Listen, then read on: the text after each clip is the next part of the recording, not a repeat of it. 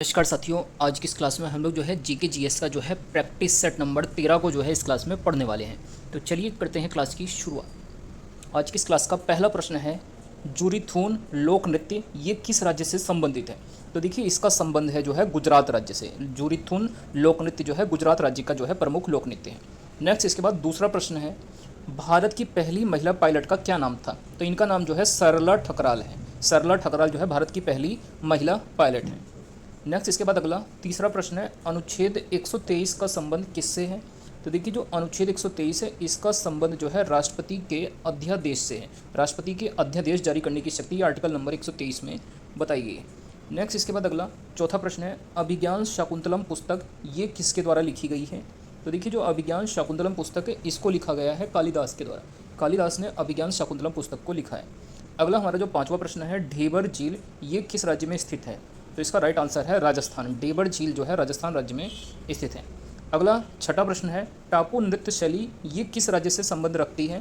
तो देखिए जो टापू नृत्य शैली है इसका संबंध जो है अरुणाचल प्रदेश की आदि जनजाति से है। अरुणाचल प्रदेश की जो आदि जनजाति है ये जो है टापू नृत्य को करती है। यहाँ पर अगर हम कुछ अन्य नृत्यों की बात करें तो आपसे पूछा जा सकता है, काक्सर नृत्य शैली किस राज्य से संबंध रखती है। छत्तीसगढ़ से। और साग फाओ नृत्य ये जो है नागालैंड और अरुणाचल प्रदेश की जो है नृत्य शैली है।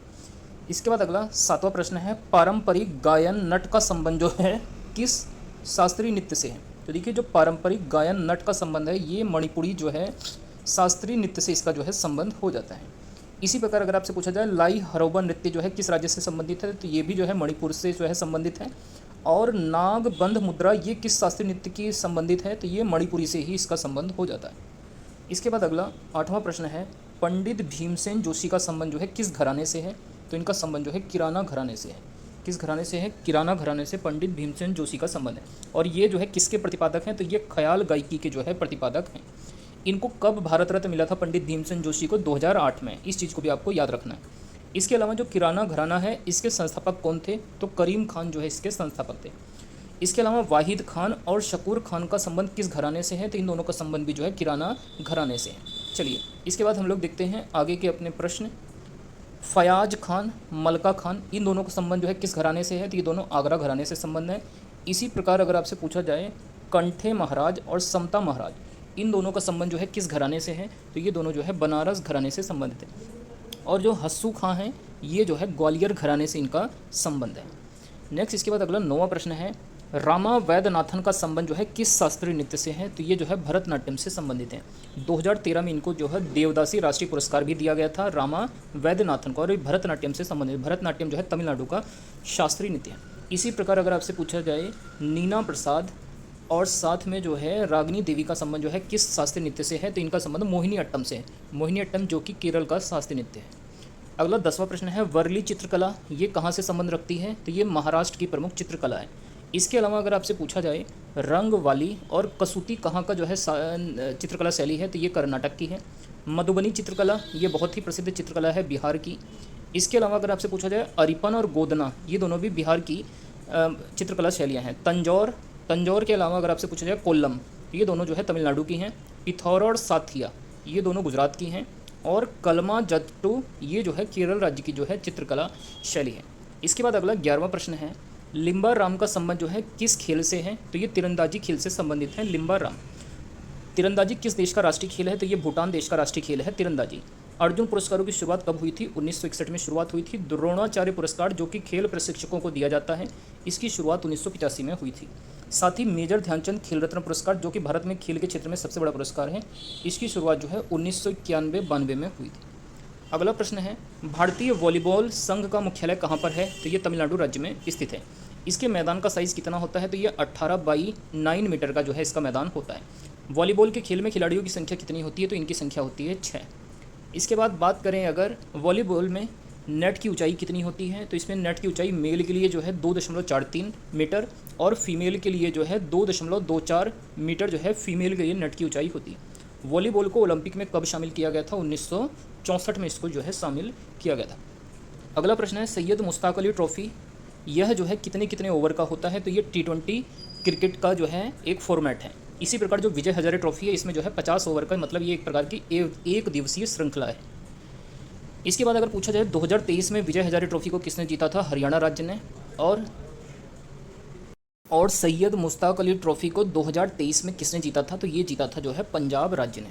अगला हमारा 14वां प्रश्न है, एस अगेंस्ट ओड ये किसकी आत्मकथा है? तो ये जो है सानिया मिर्जा, भारतीय टेनिस खिलाड़ी, इनकी आत्मकथा है एस अगेंस्ट ओड्स। इसके अलावा प्लेइंग टू विन ये जो है साइना नेहवाल बैडमिंटन की खिलाड़ी, इनकी आत्मकथा है। वोग इंडिया ये मीराबाई चानू जो कि भारोत्तोलन के खेल से संबंधित हैं, वेट लिफ्टिंग से, इनकी आत्मकथा है। अनब्रेकेबल ये मैरी कॉम की आत्मकथा है। इसके अलावा अगर गोल्डन गर्ल पूछी जाए ये पीटी उषा, उड़न परी, इनकी आत्मकथा है। और द स्मॉल वंडर ये दीपक कर्माकर की जो है आत्मकथा है। इसके बाद अगला प्रश्न है, अनुच्छेद 74 किससे संबंधित है? तो ये मंत्री परिषद जो है ये अनुच्छेद 74 में जो है 74 में वर्णित है। इसी प्रकार अनुच्छेद 74 का जो फर्स्ट क्लॉज है इसमें जो है राष्ट्रपति मंत्री परिषद की सलाह पर कार्य करने के लिए बाध्य है, ये जो है आर्टिकल नंबर 74 फर्स्ट में बताया गया है। अनुच्छेद 75 में जो है मंत्री परिषद सामूहिक रूप से लोकसभा के प्रति उत्तरदायी है, इसको आर्टिकल नंबर 75 में बताया गया है। नेक्स्ट इसके बाद अगला क्वेश्चन नंबर 18 है, आर्टिकल नंबर 78 किससे संबंधित है? तो ये जो है प्रधानमंत्री के कर्तव्यों से जो है संबंधित है। आर्टिकल नंबर 78 प्रधानमंत्री के क्या क्या कर्तव्य हैं।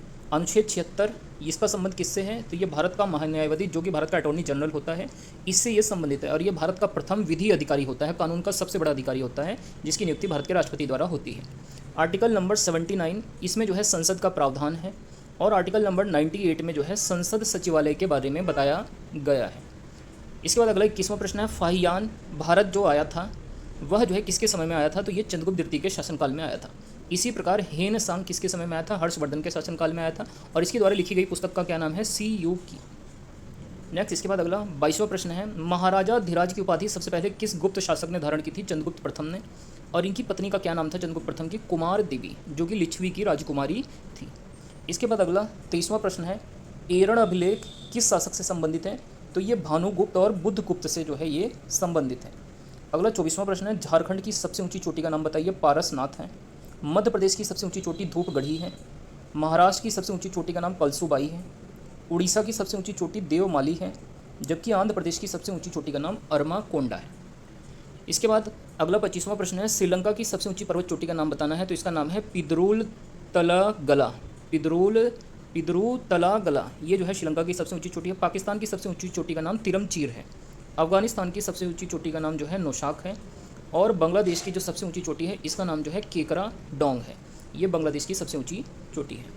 नेक्स्ट इसके बाद अगला प्रश्न है, भारत की जनसंख्या विश्व की कुल जनसंख्या का कितने परसेंट है? तो ये जो है 17.5% है। वैश्विक पूरे विश्व की जनसंख्या का 17.5% जनसंख्या जो है भारत में निवास करती है। भारत में ग्रामीण साक्षरता दर कितनी है? तो ये 66.77% जो है ग्रामीण साक्षरता दर है। अगला 28वां प्रश्न है, कुंद्रेमुख कहाँ पर स्थित है? तो ये कर्नाटक राज्य में स्थित है। 29 नंबर का प्रश्न है, भारतीय रुपए का मूल्यन कितनी बार हुआ है? टोटल 3 बार हुआ है। पहली बार 1944 में, दूसरी बार 1966 में और तीसरी बार जो है 1991 में हुआ था। और ये 2 चरणों में संपन्न हुआ था। नेक्स्ट अगला 30वां प्रश्न है, 2017 से बजट कब पेश होता है? तो ये 1 फरवरी को पेश किया जाता है। पहली बार बजट को कब पेश किया गया था? 1860 में जेम्स विल्सन के द्वारा। पहला पेपरलेस बजट कब पेश हुआ था? 2021-22 में। नेक्स्ट इसके बाद अगला 31वां प्रश्न है, स्टेट बैंक ऑफ इंडिया की स्थापना कब हुई थी? 1955 में। और पहले इसको जो है इंपीरियल बैंक के नाम से जाना जाता था। इंपीरियल बैंक की स्थापना 1921 में हुई थी। अगला प्रश्न है साइंस का, ये प्रश्न हमारा, सिस्मोग्राफ यह जो है भूकंप का पता लगाने का एक यंत्र होता है। क्षारीय मृदा धातुएं कौन सी हैं? बेरिलियम है, मैग्नीशियम है, कैल्शियम है, स्ट्रांसियम, बेरियम और रेडियम। ये सभी धातुएं जो है क्षारीय मृदा धातुएं कहलाती हैं। Barium, magnesium, calcium, strontium, barium और रेडियम। और क्षार धातुएं कौन कौन सी हैं? लिथियम, सोडियम, रूबियम, सीजियम और फ्रांसियम। ये सभी धातुएं जो है क्षार धातुएं कहलाती हैं। नेक्स्ट इसके बाद अगला प्रश्न है क्वेश्चन नंबर 34, समभारिक के उदाहरण बताइए। तो इसके 20 कैल्शियम 40 और 18 आर्गन 40 दोनों ही समभारिक हैं, दोनों का अणुभार समान है। नेक्स्ट इसके बाद अगला प्रश्न है 35, निक्टोफोबिया क्या होता है? तो इसमें अंधेरे से डर लगता है। फोटोफोबिया क्या है? तो इसमें प्रकाश से डर लगता है। और क्रोमोफोबिया में जो है रंग से डर लगता है। इसके बाद अगला 36वां प्रश्न है, यूपीएससी के निदेशक हाल ही में कौन बने हैं? हंसा मिश्रा बने हैं। यूपीएससी का वर्तमान अध्यक्ष मनोज सोनी है। यूपीएससी का वर्णन जो है भाग 14 में है और आर्टिकल नंबर 315 से लेकर 323 तक। यूपीएससी की स्थापना की बात करें 1 अक्टूबर 1926 में इसकी स्थापना होती है। और इसके पहले अध्यक्ष जो है रॉस बारकर थे। अगला 37वां प्रश्न है, 2024 में एबेल पुरस्कार किसे मिला था? मिशेल टेलागैंड को। एबेल पुरस्कार गणित का जो है ऑस्कर पुरस्कार, गणित का नोबेल पुरस्कार कहलाता है। गणित के क्षेत्र में ये सबसे बड़ा पुरस्कार होता है। 2003 से इसकी शुरुआत हुई थी। अगला प्रश्न है 38, सिग्मो उत्सव ये कहाँ पर मनाते हैं? गोवा राज्य में मनाते हैं। हाल ही में जो है पहला लाइट हाउस फेस्टिवल कहाँ मनाया गया? ये भी गोवा में मनाया गया। और आज की इस क्लास का अंतिम प्रश्न है, ओम आकार का मंदिर जो है ये कहाँ पर बन रहा है?